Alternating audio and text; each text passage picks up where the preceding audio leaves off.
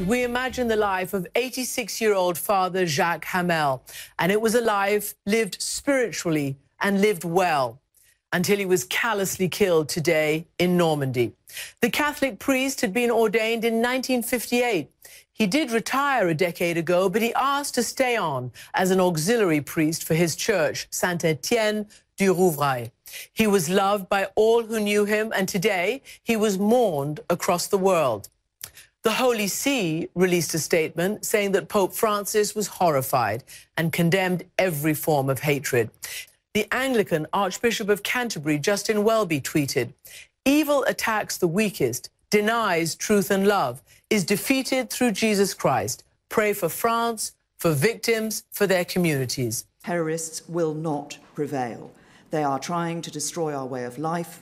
They are trying to destroy our values. We have shared values, and those values will win through, and the terrorists will not win. And Muslim leaders across the UK and Europe joined Christians in prayer for Francis' slain priest.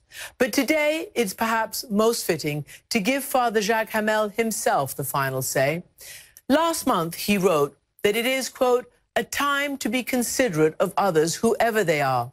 May we hear God's invitation to take care of this world, to make it, where we live, warmer, more human, more fraternal." And they are important words now from the grave for today's deeply troubled and troubling times.